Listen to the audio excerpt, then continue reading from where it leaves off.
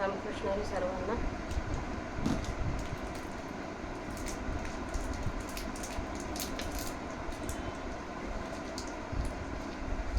आज दिनांक 27 जून 2026, वार आहे शनिवार. आजची आपल्या माऊलींची सेवेला आपण सुरुवात करूया.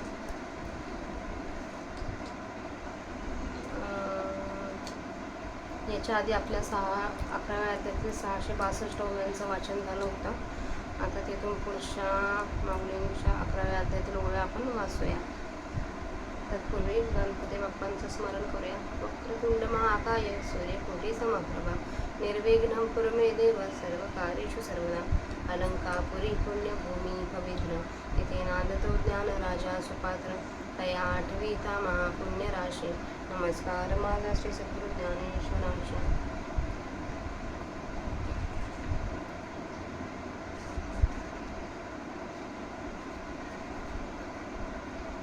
अर्जुन उवाच दृष्टवेदं मानुषं रूपं तव सौम्यं जनार्दन.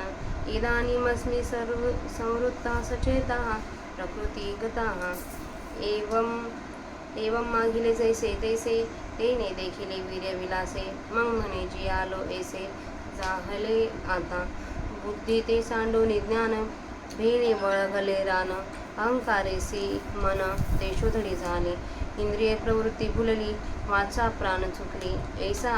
ऐसी आपापरी होती झाली शरीरग्रामी. ती आघवीची मागुती जिवंत भेटली प्रकृती. आता जिताने श्रीमूर्ती जाहले मिया. ऐसे सुख जीवी घेतले मग कृष्णा ते जी म्हणितले. मिया तुमचे रूप देखिले मानुष हे रूप दाखवणे देवराया. की मज आपात्या चुकलिया बुजवणी तुआ माया स्तनपान दिदली. जी विश्वरूपाच्या सागरी होतो तरंग मवित वावेवरी. तो ये निजमूर्तीचा तिरी निघालो आता. आईके द्वारकापुरा सुहाडा मज सुपतिया जी झाडा. हे बेटी नवे बहोडा मेघाचा केला. सावियाची तृषा फुटला तया मजा अमृत सिंधू हा भेटला. आता जिण्याचा फिटला अबर भवसा. माझा हृदय रंगणी होता ही हरी खलादांची लावणी. सुखेसी बुजावणी झाली मज. श्री भगवान उवाच सुदुर्दर्शमिदं रूपं दृष्टवानसि यन्मम. देवापस्य रूपस्य नित्यं दर्शनकांक्षिणः. या पार्थाची या बोला सवे हे काय गा म्हणतले देवे. तुवा प्रेम ठेवून यावे विश्वरूप की. मग ये श्रीमूर्ती भेटावे सडिया आयाती. ते शिकवण सुभद्रापती विसरलासी. अगा आंधळिया अर्जुना हात आलिया मेरुही होय साना.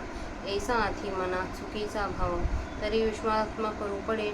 जे दाविले आम्ही तुझ पुढे ते शंभूही पार न जोडे तपे करिता. आणि अष्टांगादी संकटी योगेश दाती किरटी. परी अवसरी नाही भेटी जयाची.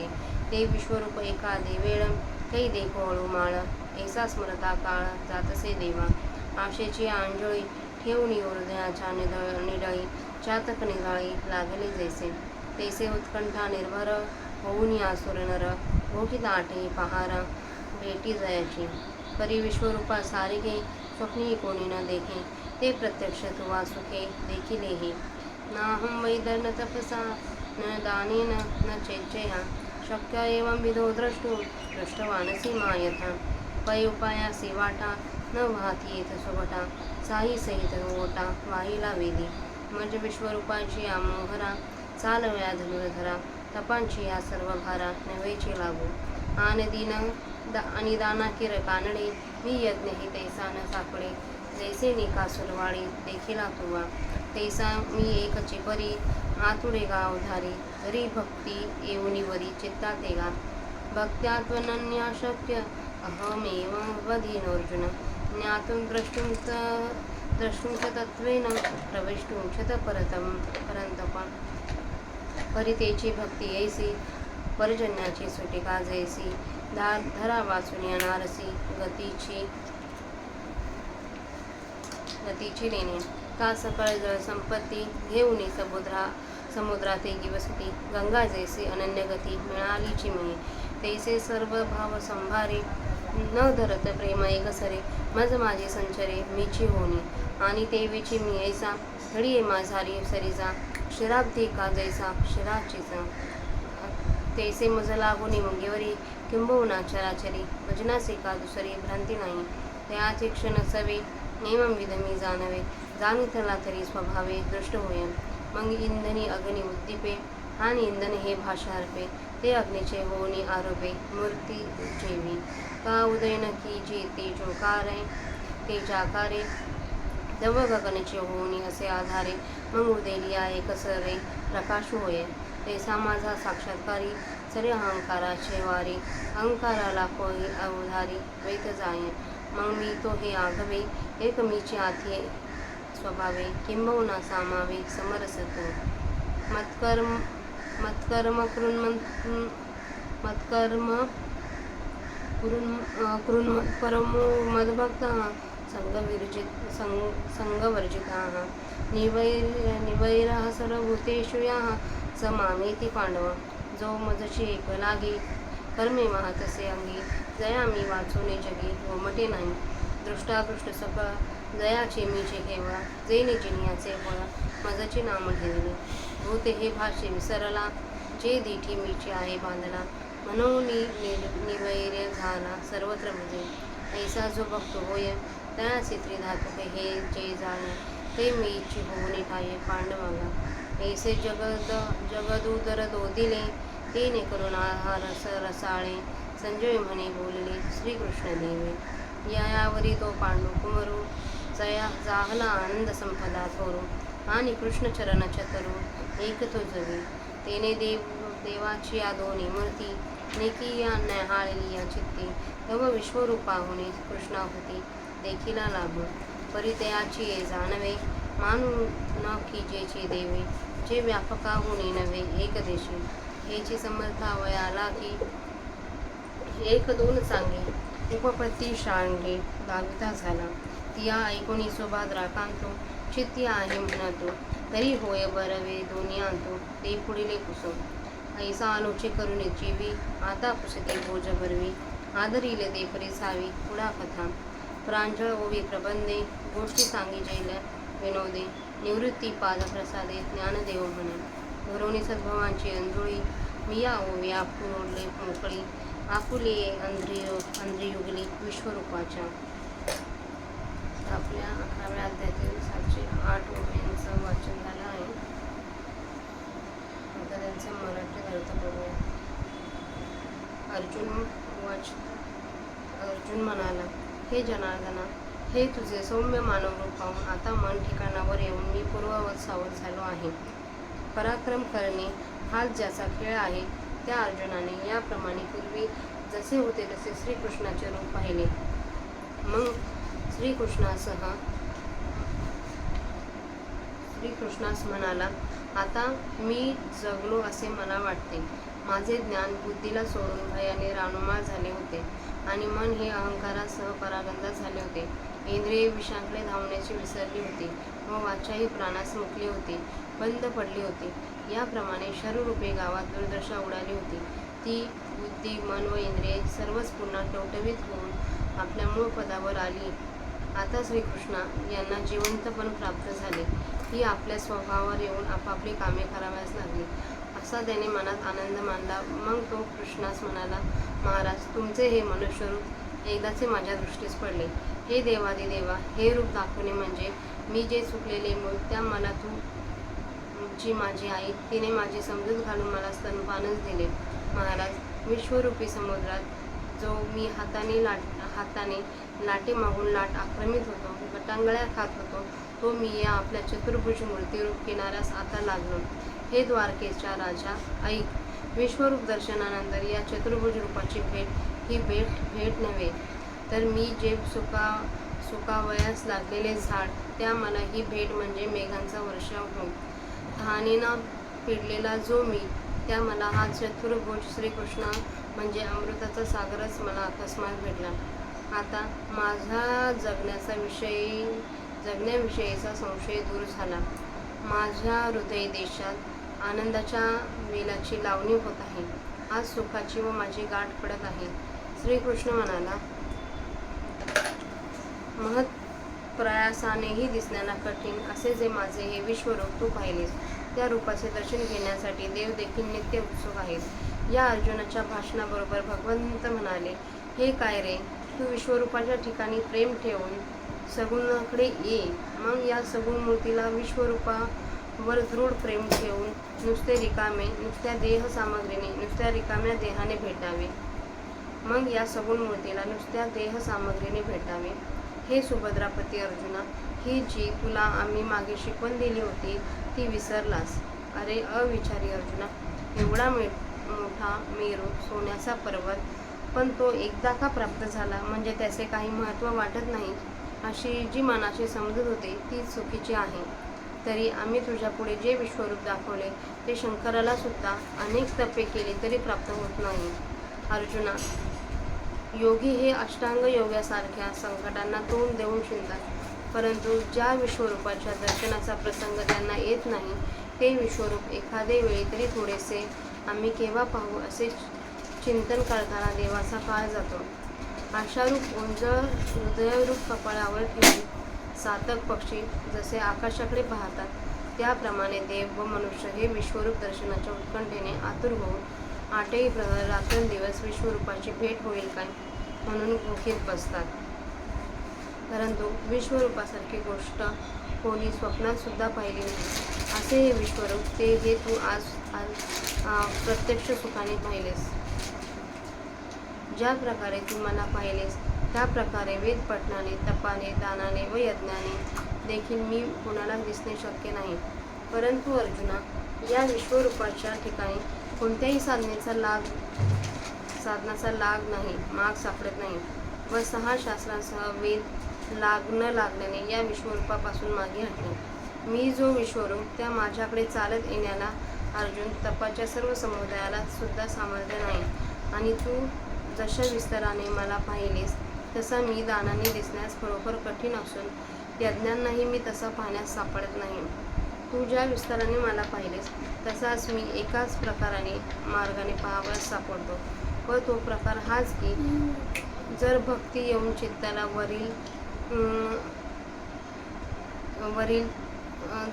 वरील तरच मी पाहावयास सापडतो, हे लक्षात ठेव.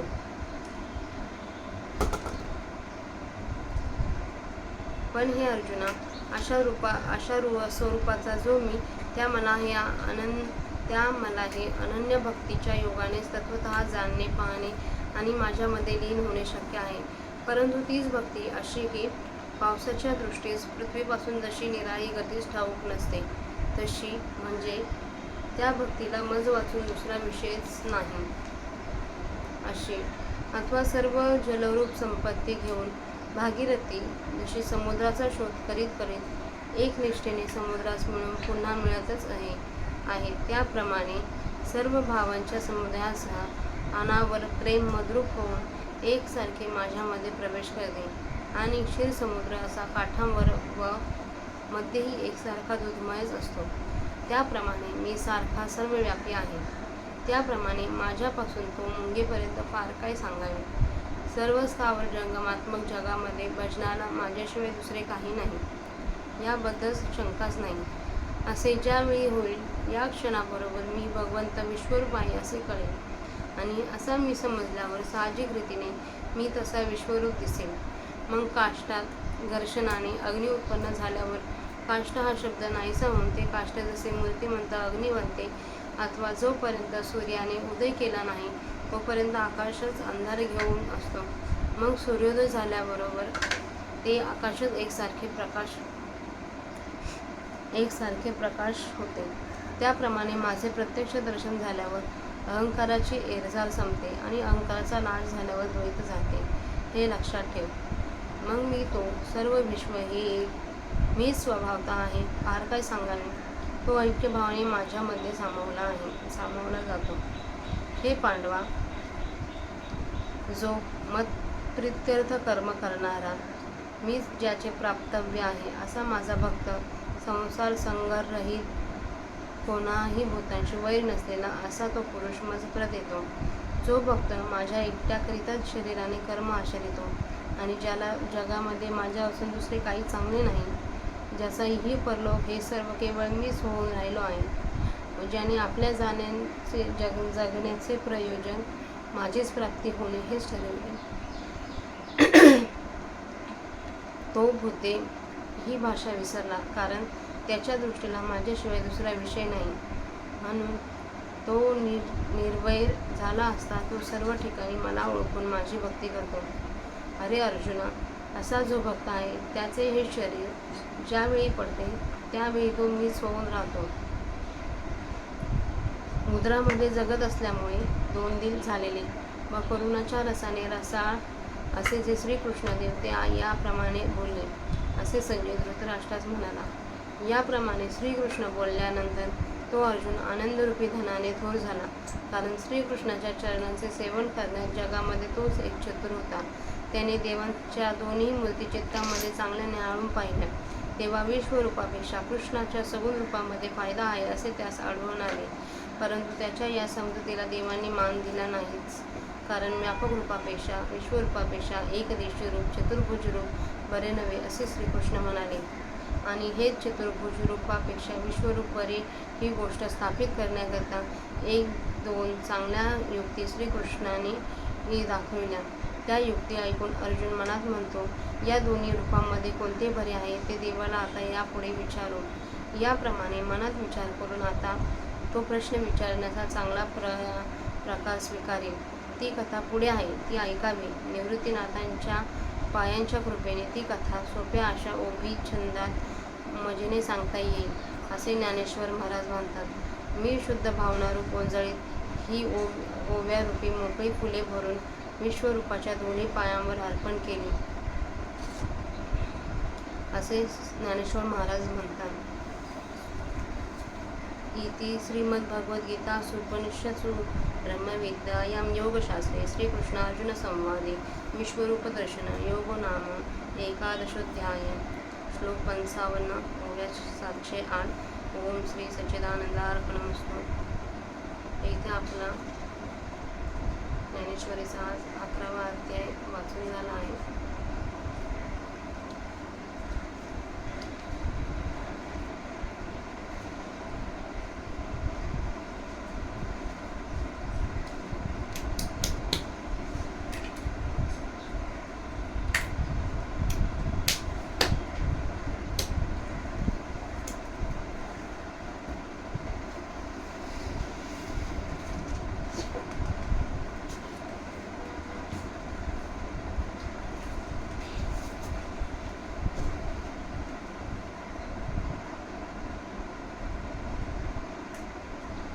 आता परत अर्जुनाला पुढचा प्रश्न पडतो की ह्या दोन्ही रूपांपेक्षा कोणते रूप बरे.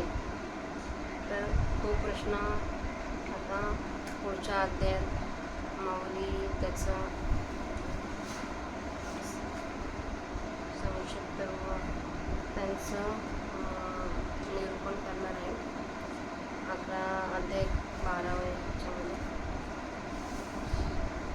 तर नेहमीप्रमाणे अध्याय 12वा सुरुवात करूया. पुढच्या 5 ओव्या आणि सेवेला स्वल्पविराम देऊया.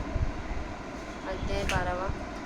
जय जय शुद्धे उदार प्रसिद्धे अनवरत आनंदे वर्षती विषय व्याळी मिठी तिदलिया मिठी ताठी हे तुझे ये गुरव कृपादृष्टी निर्विष होया तरी कवनाथे ताप होळी कैसे निवोष गोजाळी जरी प्रसाद रसकल्लोळी पुरे येसी हो योग सुखाचे सोहळे सेवका तुझे निस्नेहाळे सोहम सिद्धेसे डळे पाळीसे तू आधार शक्तीच्या अंकी वाढविसी कौतुकी हृदय आकाश पल्लकी परिये देसी निजे.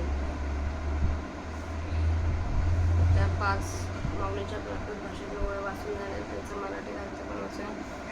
तू शुद्ध आहेस, तू उदार म्हणून प्रसिद्ध आहेस आणि अखंड आनंदाची दृष्टी करणारी आहेस. गुरुकृपा दृष्टी माते तुझा जय जयकार असो. विषयरूपी स्पर्शाने दंश केला असता मूर्छा येते, ती काही केल्या जात नाही. हे गुरुकृपा दृष्टी तुझ्या योगाने ती मूर्छा नाहीशी होते आणि सर्प दंश झालेल्या त्या प्राण्याची त्या विषयापासून सुटका होते. जर प्रसन्नता पाण्याच्या लाटांची तुला भरती येईल, तर संसाराच्या त्रासाचे, अध्यात्मादी विविध तापाचे चटके उन्हाला बसेल व खेद कसा बरे जाळू शकेल. हे प्रेमळ नाते भक्तांना अष्टांग योगाच्या सुखाने भोग तुझ्यामुळे प्राप्त होतात व भक्तांची ते मी ब्रह्म आहे अशा स्वरूपसिद्धीची प्राप्ती हौस तू पुरवितेस. ती कशी पुरवतेस हे पुढे स्पष्ट करतात. आधार चक्रावर असलेल्या कुंडलिनीच्या मांडीवर तू आपल्या भक्तांना कौतुकाने वाढवतेस व त्यांना झोप येण्याकरिता हृदयकाशरूपी पाळण्यात घालून झोके देतेस.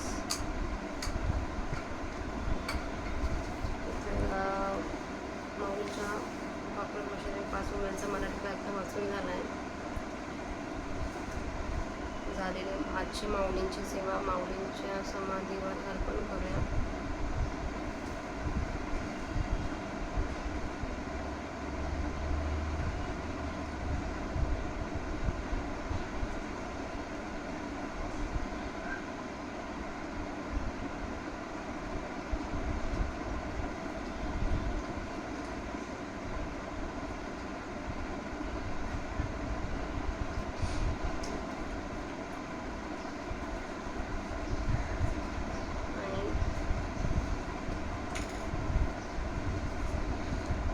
अध्याय 12 बद्दल एक छोटा प्रसंग आठवतो मला.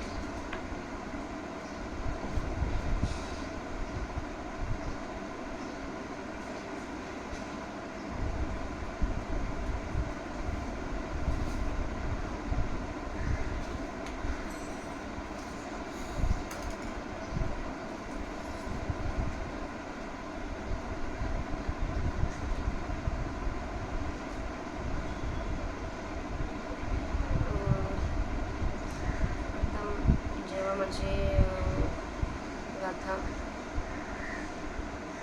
जन्माला आली त्यावेळेस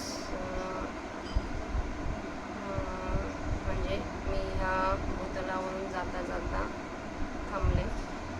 त्यावेळेस मला मोठी सर्जरी वगैरे झालं, ICUमध्ये वगैरे होते. पण ही माऊलींची ताकद सोबत होती आणि कोणीतरी मला आठवत नाही मला की अध्याय 12 आणि अध्याय 15 रोज नित्यनियमाने ऐक, दिवसभर घरी लावून ठेवा. म्हणजे नुसतं ऐकल्यानेही माऊलींचा अध्याय 12 आणि माऊलींचा अध्याय 11 12 आणि 15 नुसतं आपण रोज जरी ऐकलं तरी घरातले व्हायब्रेशन चेंज होतात. घरात तुझी काही निगेटिव्हिटी जी झाली ती निघून घरातलं वातावरण शुद्ध होतं. तर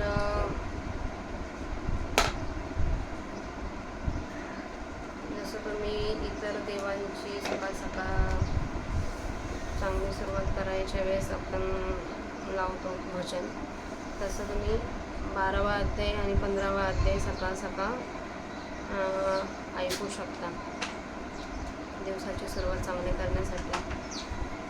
आणि आपल्या मुलांनाही तो पाठ करायला सांगू शकता. ठीक आहे, झालेली आजची माऊलींची सेवा. माऊलींचे मगाशीच आपण माऊलींच्या समाधीवर अर्पण केले. सेवेला स्वल्पविराम देऊया. भेटूया उद्या. रामकृष्ण हरी सर्वांना. थँक्यू.